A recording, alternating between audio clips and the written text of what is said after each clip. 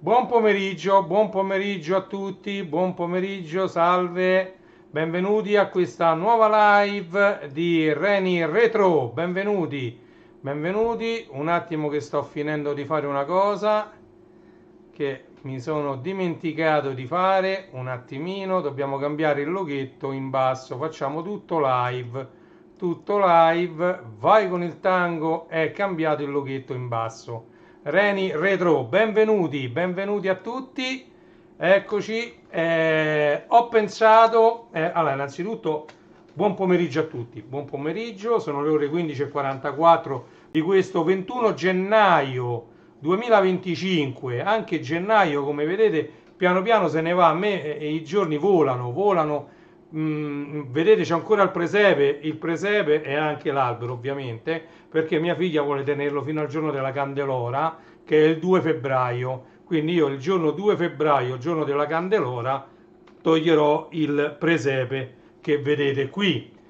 Di qua invece vedete che ho rimesso, iniziamo per ora con un PC.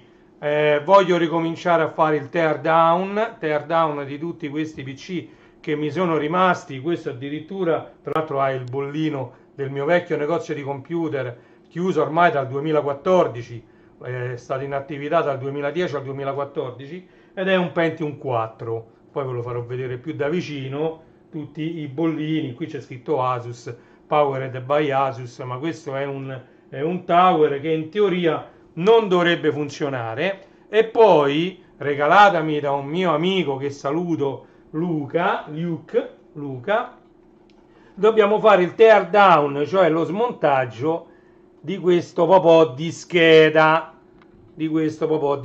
poi vi dirò un po' di info riguardo a questa scheda. Pesa 1 tonnellata, però è da buttare, da cestinare, perché ovviamente non ha più valore, anche se sembra una super scheda video, vedete, con un raffreddatore, una ventola. Questa si chiama ventola radiale perché non manda aria sopra e sotto, la prende da sopra e la manda radialmente fino a qui. Quindi le pale di questa ventola sono messe in modo che l'aria possa fluire, quindi partendo dalla ventola verso all'interno ovviamente del disegno, in modo da raffreddare tutta questa parte qui.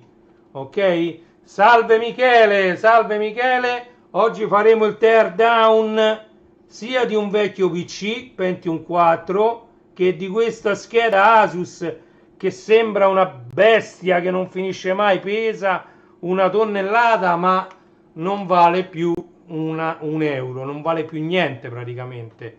Ok? Quindi andiamo avanti con questo format che era fermo, mi sa, dal 2022 addirittura. Ok?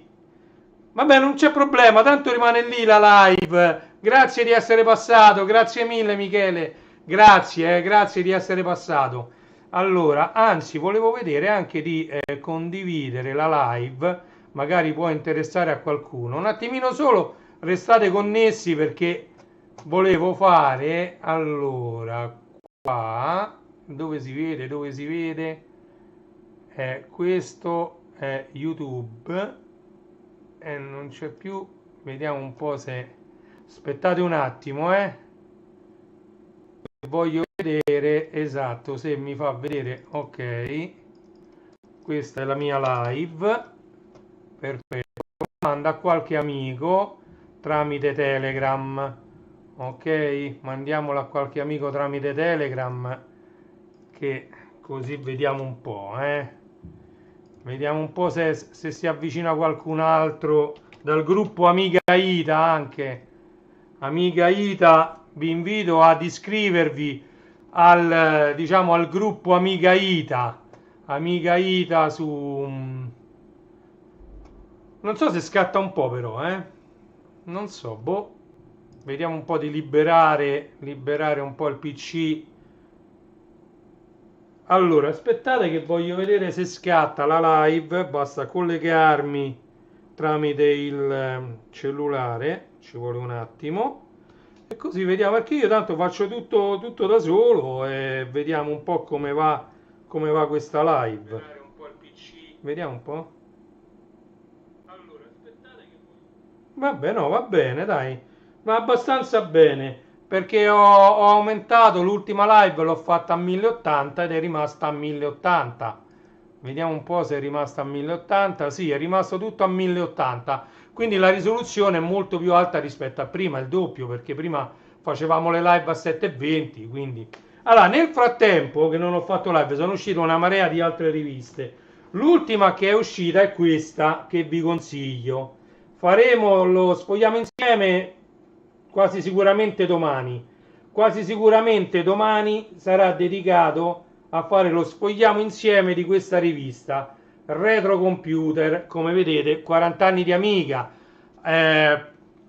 Prenderò la palla al balzo e vi parlerò della mia esperienza con Amiga, diciamo negli anni d'oro, negli anni 90. Ok? Quindi partendo con l'Amiga 500 per poi arrivare a quell'Amiga 4000 con cui ho gestito la BBS per qualche anno, non tanti, perché poi è arrivato internet e le BBS sono tramontate. Comunque no. Salutiamo anche Andrea, benvenuto Andrea. Allora, bando alle ciance, mi volevo dedicare subito a smontare questo PC. Allora, avevo erroneamente già collegato, tra l'altro guardate che mouse, già il mouse è retro, la presa PS2, questa si chiama presa PS2, vedete, sembra un S-Video, ma non è un S-Video, ha 6 contatti con un, diciamo, con un perno di plastica al centro che serve a darne la guida, vedete? Questo è la presa PS2. Il mouse, come vedete, sembra un mouse normale HP, ma è con la pallina però, non è ottico. Noi siamo abituati oggi ai mouse ottici che non hanno bisogno di essere puliti, ma una volta i mouse erano tutti con la pallina. I mouse di Amiga, per esempio, sono con la pallina, ok? Quindi questo mouse già abbiamo imparato qualcosa da un semplice mouse. Allora, andiamo a vedere, questo lo corichiamo, facciamo un po' di spazio e lo corichiamo perché voglio vedere come è strutturato. Allora, andiamo a togliere la rivista, la mettiamo qua dietro, lo spazio è sufficiente. Ah no, ma da questa parte non ci interessa di aprirlo. Allora, innanzitutto vi avevo detto che vi facevo vedere i bollini. Allora, questi sono i bollini, come vedete c'è MC Morena Computer, che era il mio negozio, chiuso nel 2014, Intel Inside Pentium 4, tanto quei numeri di telefono se li chiamate sono disattivati da una vita, e poi Powered by Asus, vedete? Morena Computer, il mio vecchio negozio di computer. Allora, qui addirittura non c'è neanche una vite, ed è tutto retto dallo scotch per i pacchi. Ma andiamo. Allora, non mi ricordo neanche se la volta scorsa c'è... Ah no. Allora, andiamo a vedere. Qui c'è addirittura una scheda video così appoggiata, una scheda video. Allora, questa c'ha i condensatori, questi tutti gonfi, tutti gonfi, questi qua sono tutti, soprattutto questi due sono tutti gonfi. Poi c'è la ventola, vabbè, quest'altro, questo pure è gonfio, non so come farvelo vedere, ma questo anche, cioè, quindi questa scheda video che era così appoggiata non è buona. Poi c'è una busta, ci ho trovato una busta, omaggio della ditta, ci sono 2 lettori ottici, adesso andiamo a vedere bene, va. Allora, vi faccio vedere, andiamo ad analizzare questo case, questo computer. Allora, qui ci sono i 2 lettori ottici, uno sarà masterizzatore e uno lettore, cavo di alimentazione Molex ma non basta. Cavo Ultra DMA, questo è IDE Ultra DMA, questo faremo il tear down perché vedete. Allora andiamo a parlare anche di questo cavo. Allora, i cavi IDE, se voi andate a contare i buchetti qua, tranne quello tappato, cioè contando anche quello tappato, sono 40 pin. 40 pin, ma questo cavo, questo tipo di mouse con la pallina lo smontavo spesso per pulirlo. Esatto, esatto, esatto. Allora, questo cavo, tra l'altro originale Asus, tra l'altro HDD cable, vedete? Questo cavo è a 80 pin, ok? Serviva perché avevano trovato un sistema per trasferire i dati più velocemente se tra un pin e l'altro di dati ci mettevano un pin, diciamo, neutro, ok? Di massa. Quindi i connettori sono sempre a 40 pin, 20 sopra e 20 sotto, ok? Il cavo però è a 80 pin e infatti vedete che qui non ve lo posso far vedere. Ah sì, si vede, vedete quanto è denso? Ogni trattino di quello che vedete è un cavo. Tra l'altro qui ovviamente è, era aperto perché, vabbè, allora, vedete qui, e questo è tutto un cavo, tra l'altro Asus, vedete proprio asus.com, ecco, così lo vedete benissimo il cavo, vedete? Ognuna di quelle strisce è un cavetto e diciamo vengono utilizzati 80 pin su un cavo da 40 per aumentare la velocità e diminuire l'interferenza tra un pin e l'altro. Questo è stato già un enorme cambiamento rispetto ai cavi. Non ce n'ho nessuno qua, mannaggia, normalmente sono pieno di questi cavi, di queste piattine, ma adesso non ce l'ho da farvelo vedere. C'erano i cavi uguali, identici a questi, però con 40 pin, che erano più grandi, ovviamente i pin, e servivano per connettere sia i CD-ROM, ma poi all'epoca i CD-ROM erano anche molto più lenti, gli hard disk anche erano più lenti. Poi siamo passati dal DMA, Direct Memory Access, all'Ultra DMA, ok? Quindi questo è un cavo UDMA, Ultra DMA, a 80 pin, ok? E quindi andiamo avanti. Allora io direi di staccare, smontare, togliere questa scheda madre, tanto ci manca pure la RAM qua, da dentro a questo case. Quindi la prima operazione che farò in pochissimi istanti, perché non ci vuole per niente tanto. Qui c'è anche l'alimentazione del Pentium 4. Poi andiamo a togliere, vedete, sto diciamo liberando la parte alimentazione. Ecco, allora qui servirebbe la mia forbicetta, vedete, ho anche la forbicetta sempre a portata di mano, e andiamo a tagliare i fermacavi, ok? Così abbiamo tolto anche questo, ok, non c'è più niente che regge. Noi andiamo a smontare al volo questa scheda madre più velocemente possibile. Allora, così andiamo a vedere una vite, due viti, ok. Poi questo me lo metto da parte, queste viti che servono sempre, le viti da PC servono sempre. Qui c'è un'altra vite. Non c'ho niente di elettrico io per svitare le viti, perché quei pochi cacciaviti elettrici che mi sono comprato si sono scaricate le pile. Questo tipo di mouse, quindi già l'ho letto. Allora andiamo a vedere, qui ci deve essere un'altra vite, aspettate, sì, eccola qui. Allora,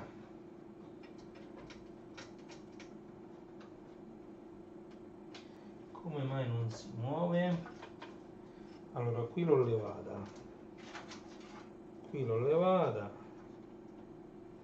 Possibile che è incollata sta scheda madre addirittura? No, c'è un'altra vite che stava sotto la RAM. Eccola, bisogna stare attenti. Beh, che tanto è già rotta sta scheda madre, quanti ne ho riparati dei computer io. Eccoci qua. Allora andiamo ad esaminare una scheda madre Pentium 4. Ok? Allora andiamo a vedere cosa c'è.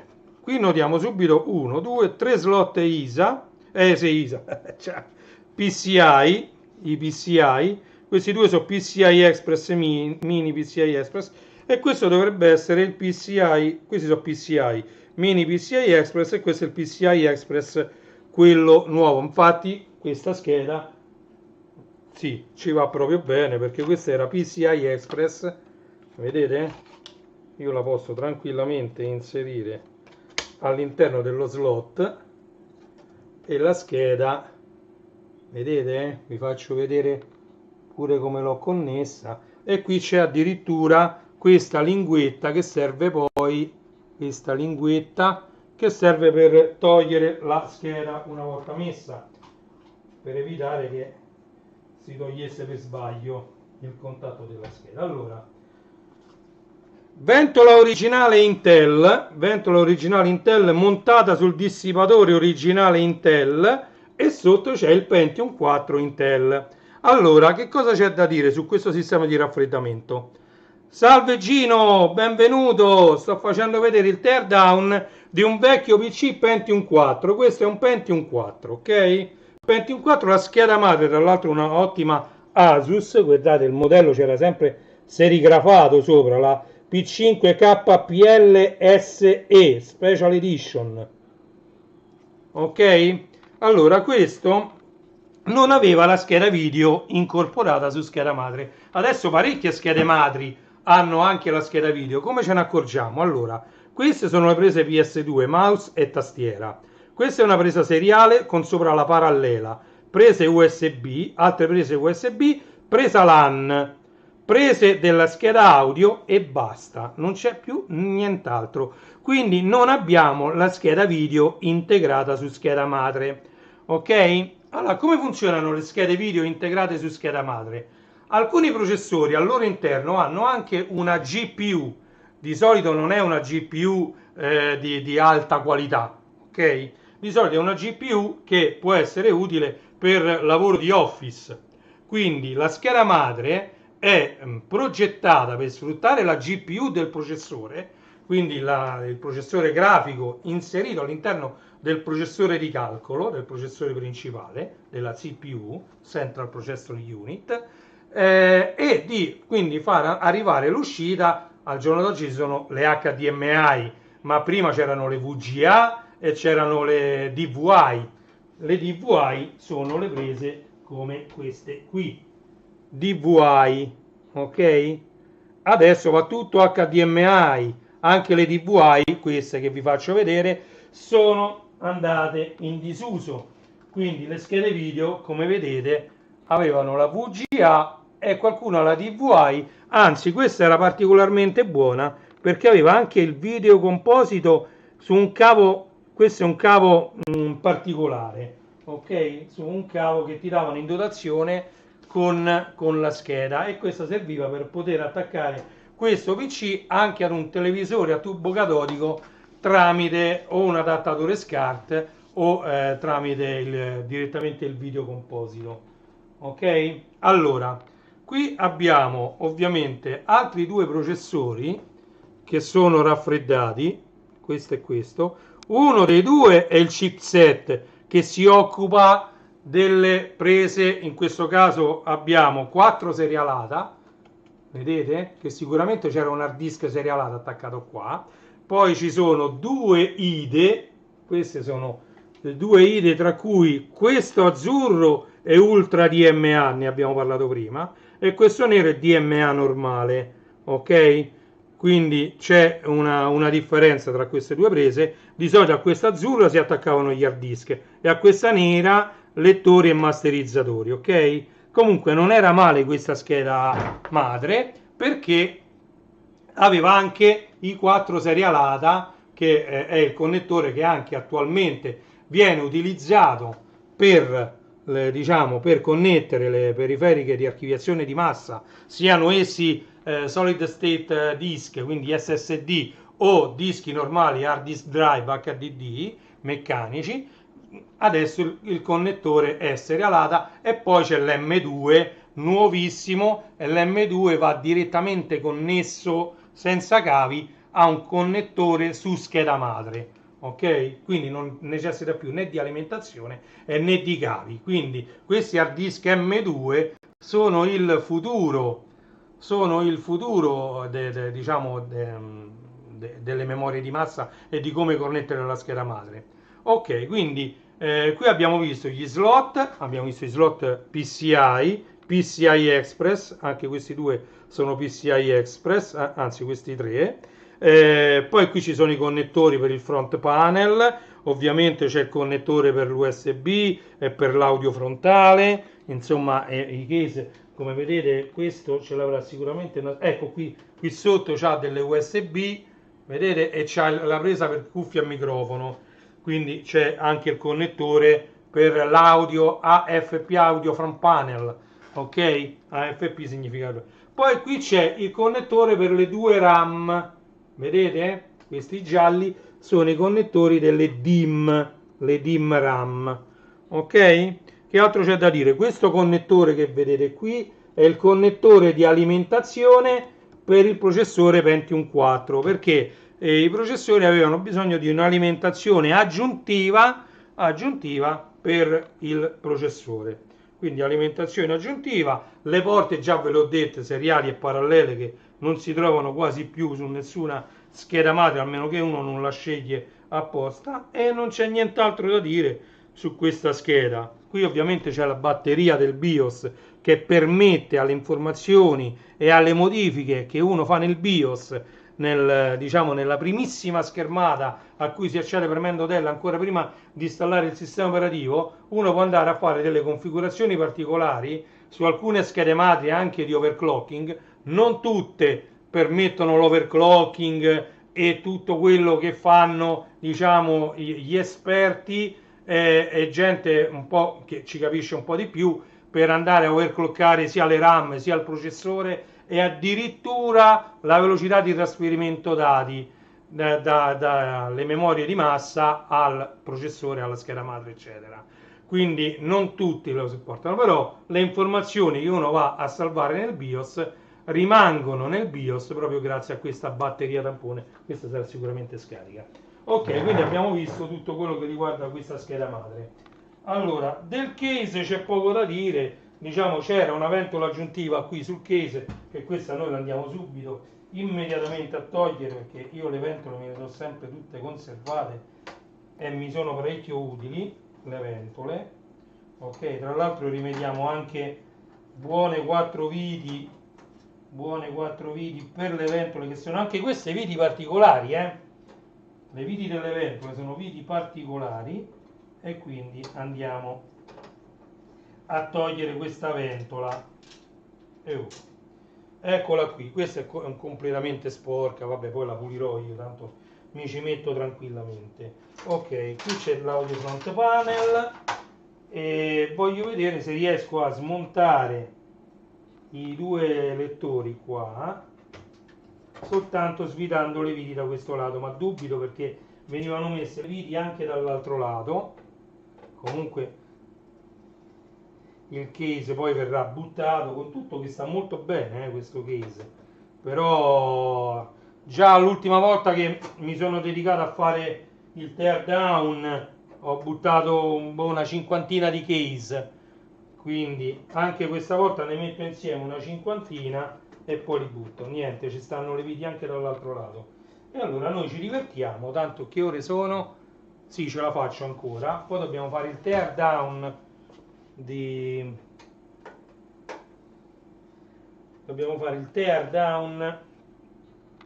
A posto, una vite sola c'era che reggeva tutto. Andiamo, lo alziamo così, e questo è l'altro sportello. E adesso vi faccio vedere dall'altra parte i case erano fatti in modo da poterci passare i cavi senza che davano fastidio, vedete? Potevamo passarli di qua i cavi, e vedete qui ci sono una e una vite, E noi andiamo a levare questi due viti facilmente, ok? Non erano neanche strette queste viti, quindi figuriamoci. Allora, e questo per levarlo mi sa che tocca levare il front panel, vabbè, e non è un problema, perché si tolgono davanti. Adesso vi faccio vedere come si smonta anche il frontalino dei case. Allora, i case che hanno questo frontalino con queste, adesso non so come farvelo vedere, ecco, vedete, a molla, questo è a molla, si apre, si chiude, è uno sportellino aggiuntivo. I case di solito hanno, qui si preme così e si apre direttamente facilmente. Aspettate, vado a prendere un attimo un cacciavite, ok. Normalmente non serve perché ormai soprattutto che non si fa più questa cosa, ecco, e facilmente si apre, vedete? Oh, che cosa ci troviamo noi qua? Ci troviamo un bel, questo tanto non si stacca, DVD RV, tra l'altro no, ve lo metto dritto, DVD R110D DVR, vedete? Alimentato dal Molex qui dietro, questo è il Molex d'alimentazione, questo è tutto il pettine IDE e qua si metteva Master, Slave o Cable Select. Perché le periferiche sulla catena IDE, quindi sullo stesso cavo IDE, si potevano mettere massimo due periferiche, una Master e una Slave. Questo è un LG, non ve lo faccio vedere sopra perché è pieno di polvere, LG. E poi io quello che volevo riuscire a rimediare, se si riesce, vedete, questo è l'audio front panel, l'audio front panel pure mi farebbe comodo,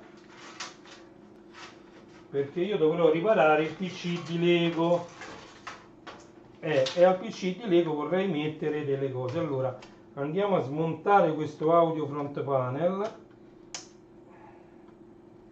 e vediamo quello che poi riesco a smontare. A me servirebbe giusto il pulsante, non è che serve chissà che, mi serve giusto il pulsante perché i LED poi li metto io, ok. L'audio front panel, eccolo qui, ve lo posso far vedere. Questo c'ha ingresso microfono, uscita cuffia e due USB 2.0 con i suoi cavetti, e questo mi può essere utile per il PC di Lego che poi vedremo in un secondo momento. Ecco, a me serve questo pulsante qua per prendere quel pulsante là, mi sa che è non possibile di più, perché bisogna smontare sto coso davanti. Non mi sa che proprio non si prende questo, no, perché poi è incollato con la colla a caldo e c'è attaccato vicino il ledino, niente. Questo è il reset, pure il reset è pieno di colla a caldo, i led sono tutti attaccati e non ce ne frega niente. Lo risolviamo in un altro modo, rimettiamo, ok.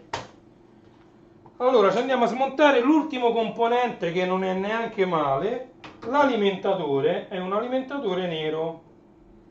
Allora noi ci andiamo a smontare, di solito l'alimentatore è retto con 4 viti dietro, Ciao Luca, io continuo a smontare, ma quest'anno Luke c'ho un'idea,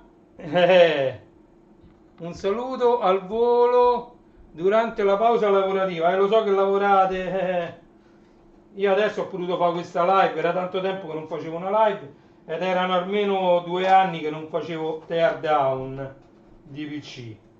Allora, durante quest'anno farò vedere delle cose molto interessanti. Allora, eccoci qua, questo è un alimentatore, tra l'altro pulito un po' dalla polvere, non è neanche male, Raptox. Allora, andiamo a vedere quali sono i voltaggi che eroga. eccolo qua, è un 450 watt e questi sono tutti. Vi consiglio, quando andate a comprare un alimentatore, andateveli a leggere questi voltaggi. Ovviamente più grandi sono gli amperaggi, i numeretti quelli con la A finale, è migliore l'alimentatore. Vedete, io su per esempio meno 5 volt c'ha mezzo ampere, su più 5 volt 2 ampere, ok? Quindi guardate che sono molto importanti quei valori, andateli a leggere. Ovviamente gli ampere sono quanta corrente può erogare l'alimentatore prima che cominci a dare dei problemi. E gli alimentatori danno problemi strani, non ne venite a capo. Molto spesso i PC danno dei problemi che uno dice ma da che dipende? Dalle RAM, magari schermate blu casuali eccetera, e invece no, perché adesso che andiamo a smontare anche la scheda video andremo a vedere perché un alimentatore, quindi questo componente qui, potrebbe dare problemi al PC anche di natura di randomica, cioè ogni tanto fa l'errore, ogni tanto no, scrive le cose sull'hard disk ma le scrive male, mi dà errore, mentre copia mi dà errore. Allora, questa è una scheda video, cominciamo a parlare proprio dal principio. Scheda video, questa è una GeForce GTX 275, tra l'altro c'è scritto anche qua NGTX 275, guardate che bello, questo era proprio per gaming. Stiamo parlando del 2009, questa scheda è uscita nel 2009, durante l'anno 2009, non c'ha neanche un giga di RAM perché c'ha 896 mega di RAM. Dentro la GPU ha una frequenza che può andare da 300 a 633 MHz, ok? Dentro la RAM è una GDDR3, quindi vecchissima, ok? Diciamo, questa è una scheda che non funziona più, è già stato fatto il rebolling, ma non è stato sufficiente per renderla funzionante, quindi diciamo non conviene, vista la vetustà di questa, diciamo l'età che ha questa scheda, non conviene metterci ulteriormente le mani, ma conviene farci un video, ok? Quindi noi adesso andiamo a smontare questa scheda video e vediamo che cosa ci può raccontare, ok? Allora io vado già a svitare. Se questo cacciavite va bene, va benissimo, non va bene, va benissimo. Mi vado a svitare 1 miliardo di video. Faccio tutti gli effetti audio. Io non ce l'ho gli effetti audio, tra l'altro stiamo in live e quindi andiamo veloci. Guardate quante video ci hanno messo. Tra l'altro la vedo un po' curva questa scheda video, Ok, andiamo veloci.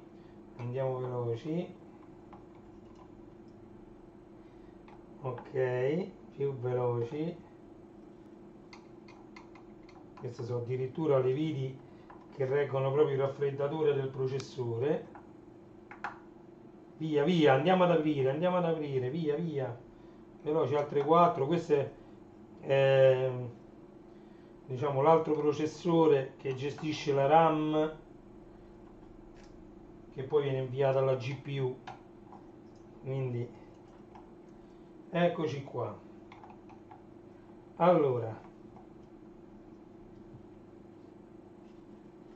io ho levato tutte le viti, le ho tolte tutte, mi sembra di sì. Guardate, qua dove vedete questi cerchietti c'erano tutte le viti e mi sembra di averle tolte tutte. E infatti, tac, e si stacca la scheda video da quello che è il raffreddatore, dove qui c'è il processore della scheda video e questo è il raffreddatore. E qui ovviamente c'è il connettore. Questo connettore, parliamo un attimo anche di questo connettore. Lo vado a staccare. Allora, ok, questo connettore che vedete. Allora, poi parliamo anche della scheda video, che è questa. Poggiamola qui. ok? E questa è la parte raffreddamento della scheda video. Questo connettore, aspettate, vedete 4 pin, 1, 2, 3, 4, ok? Questo connettore a 4 pin, perché è a 4 pin? Salve Massimiliano, benvenuto! Perché a 4 pin? Dice, oh, le ventole hanno con 2 pin, vanno a 12 volts, hanno positivo e negativo, girano, ok. È ovvio, è normale. 2 pin sono per la corrente. Gli altri 2 pin sono questi particolari attrezzi, questi particolari raffreddatori, hanno anche un sensore di temperatura, ma non solo, hanno la possibilità di aumentare o diminuire la rotazione della ventola in base alla temperatura. Poi questo viene gestito via software dal driver e dal programma della scheda video stessa, ok? Quindi in base a quanto si riscalda tutto questo ambarato, questo è tutto di metallo, guardate dentro come è fatto, sembra il radiatore di una macchina, vedete? Allora, questo in base alla temperatura di tutto questo ambaradam, la ventola che vediamo qui marcata Asus girava più o meno veloce per mandare più o meno aria a raffreddare tutto questo ambaradam, ok? Per andare poi a dissipare meglio il calore attraverso poi la pasta termica che separa il raffreddatore dal processore e quindi andare a raffreddare la GPU, perché qui parliamo di scheda grafica, scheda video. Allora, questa è la scheda video senza il raffreddatore, vedete una serie infinita di condensatori. Allora, andiamo ad analizzare. Qui c'è la parte alimentazione, come vedete questa è una scheda video che necessitava di ben 2 connettori per l'alimentazione, quindi consumava una cifra. Tutti questi quadratini che vedete qua, qua e qua è RAM. Questa è tutta la RAM, che sembra chissà quanta RAM c'ha, e invece poi sono 896 mega di RAM, ok?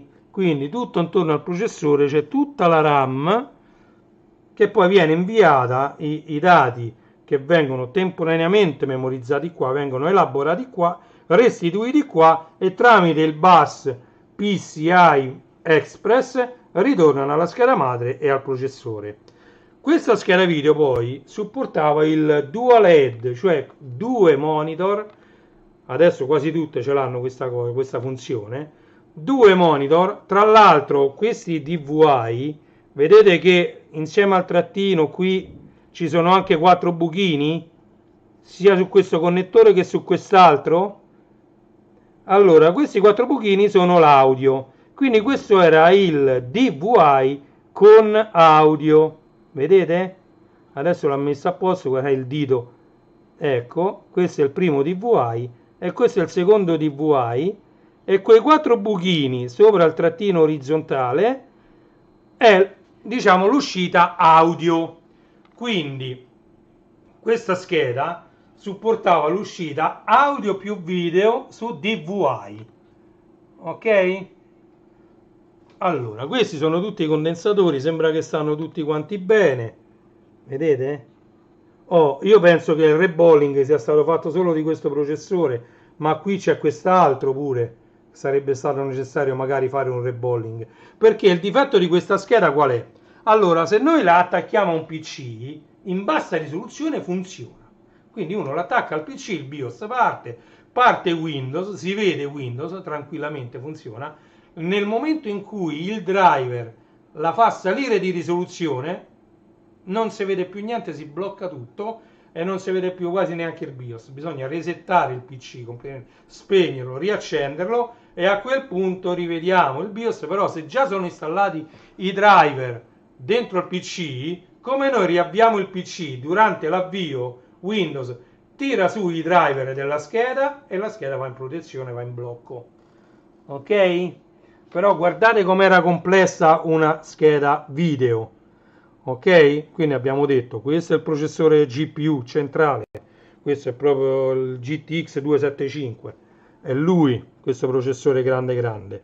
Poi c'è il processore, questo qui, che gestisce i dati che vengono trasferiti dalla RAM, che sta tutta qui intorno, e viene poi trasferiti i dati alla GPU, poi ritornano sulla RAM e questo processore qua li rimanda tramite il bus PCI Express alla scheda madre. Ovviamente poi lui stesso, questo qui, si occupa anche di inviarlo alle due uscite video, perché se voi state lavorando con due monitor, è questo processore qui che divide l'uscita sui due monitor, e voi se avete messo un'estensione del monitor, quindi avete una finestra da una parte e una finestra diversa dall'altra, questo è il processore che si occupa di tutto questo. Questo invece fa solo i calcoli, questo fa un sacco di calcoli, soprattutto 3D, elaborati in 3D, e quindi è velocissimo a fare i calcoli e quindi a restituire i valori poi alla RAM e a quel processore lì. Quindi diciamo che la scheda video deve far parlare tra loro la scheda madre, da qua deve far parlare tra loro i monitor e la GPU. Quindi guardate che non è una cosa semplice, i dati arrivano da qui, vengono elaborati qui e qui, poi vanno alle uscite e ritornano già pure elaborati alla scheda madre, ovviamente, perché il processore deve sapere che quei dati sono stati elaborati e che quindi può passare oltre, diciamo, mandare altri dati alla scheda video. Ok? Non sottovalutiamo quello che è il compito delle schede video, anche nel caso in cui sono, come abbiamo visto, incorporate su scheda madre e quindi inglobate nelle CPU normali, per esempio ci sono gli i5, gli i7, che quasi tutti i modelli hanno la GPU integrata Intel, ok? Quindi quando leggiamo sui portatili Intel UHD, Ultra HD Graphics, vuol dire che quel PC, maggior parte dei casi portatile, sfrutta la GPU integrata nel processore Intel, ok? L'i5, l'i7, quello che volete, l'i9, ci sono integrate. Adesso la Nvidia sta uscendo, sono uscite da poco le schede grafiche serie 5000, costano un sacco di soldi, promettono prestazioni da sballo, Comunque andremo a vedere nel futuro. Anche questa, quando uscì, costava un sacco di soldi ed era all'avanguardia, e adesso purtroppo ha finito il suo ciclo vitale, non vale più neanche la pena ripararla e conviene soltanto buttarla e sfruttare diciamo il suo, tra virgolette, valore residuo RAE. Poi ci sono degli addetti che diciamo acquistano a peso le schede, ce n'è uno addirittura, mi viene in mente, il re delle schede a Napoli, che lui compra i tir con rimorchio pieni di schede di tutti i tipi, le schede dei frigoriferi, le schede delle lavatrici, le schede dei computer, le schede dei telefonini, qualsiasi cosa, dei telefoni senza filo, schede degli hard disk. A lui gli arrivano questi grandissimi camion pieni solo di schede elettroniche, schede come questa, solo la scheda, senza la parte questa qui. Quindi c'è sempre qualcuno che separa la scheda, lì la scheda, per esempio, ecco, questa è una scheda, a lui gli arriva sta scheda, il re delle schede, come dice lui, a Napoli. Allora, siamo arrivati addirittura d'arrivo, mi sono un po' sporcato le mani, ma così abbiamo fatto il teardown di un altro PC e questo pure andrà in discarica. Forse mi conservo, anzi no, forse, sicuramente mi conservo il processore, lo metto insieme alla mia discreta collezione di processori, niente a che vedere con il re delle schede, che a lui gli arrivano pure, diciamo, senza dissipatore, ma con tutti i processori attaccati, e lui gli arrivano pure gli Apple, quindi lui c'ha pure un sacco pure di Apple vecchi, quando la Apple usava i Motorola, quindi c'ha tanti processori diversi. Lui, tra l'altro, pure lui, diciamo, non è che fa la collezione, perché sarebbe impossibile. Lì gli arrivano, ci sono dei video, specialmente su TikTok, dove lui si mette su una montagna, sarà alta 2 metri, una montagna di schede, è lui che sta sopra tutte queste schede, insomma. è veramente, veramente, poi lì diventa impossibile separare, mettersi lì scheda per scheda, levare i processori, è impossibile, però magari come varietà ce ne avrà diversi, perché non è che non se ne intende, quindi si sarà fatto pure lui le piccole bacheche con tutti i vari modelli di CPU, come sto facendo io. Adesso sto mettendo da parte pure qualcuno che magari già ho, ma comunque tenete presente che i modelli di processori che sono usciti sono tantissimi, sia dalla parte AMD che dalla parte Intel, perché poi Intel non c'era solo un tipo di 486, era tutta una famiglia di 486, non c'era un Core 2 Duo, era una famiglia di Core 2 Duo, i Core 2 Quad era una famiglia, i 5, i 7, i 9, i 3 sono famiglie di processori, si differenziano per il clock, si differenziano per il numero di core, quindi diciamo che collezionare tutti i processori, anche quello è diventato abbastanza complicato.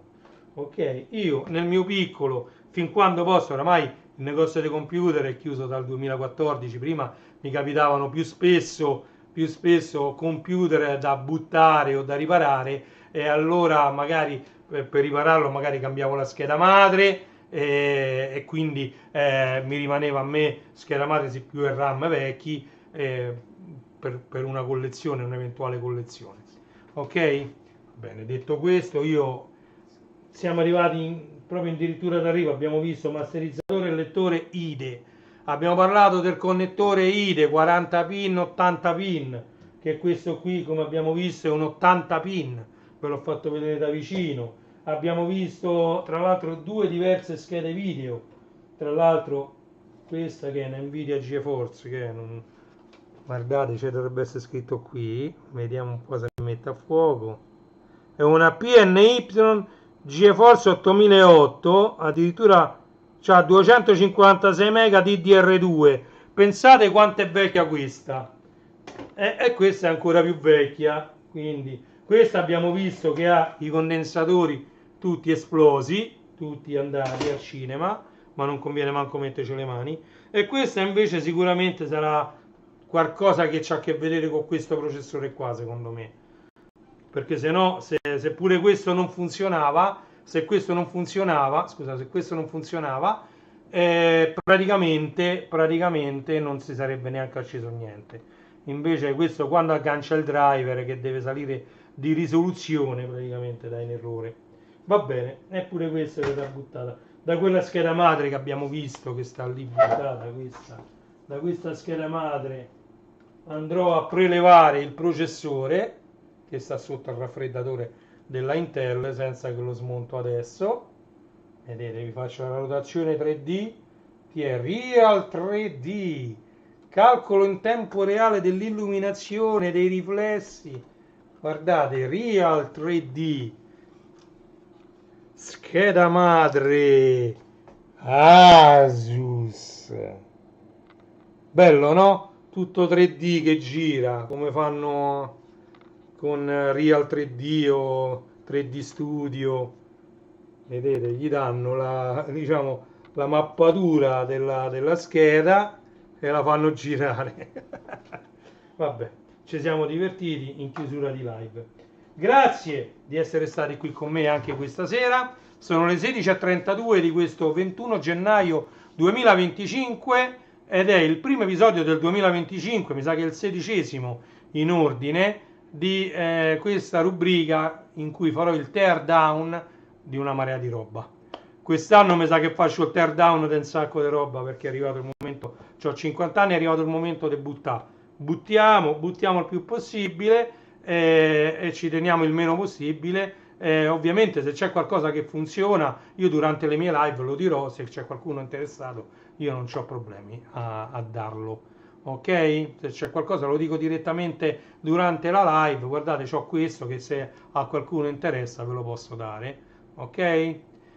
Detto questo, vi invito a visitare il mio sito principale, che è classe74.it. Andate a vedere anche legolando.it, andate a vedere starwarsstore.it, andate a vedere magliettevintage.it, ilmondodelvinile.it e non ultimo renijstore.it. Questi sono i siti a cui io faccio capo, che praticamente sono solo una vetrina sui prodotti che trovate poi liberamente acquistabili su Amazon. Ok? Detto questo, di nuovo vi ringrazio tantissimo e vi lascio con la sigla finale di Reni Retro. Ok, grazie mille di nuovo. Ciao a tutti, 16:34, 21 gennaio 2025, martedì. Ciao, ci vediamo alla prossima live. Ciao a tutti.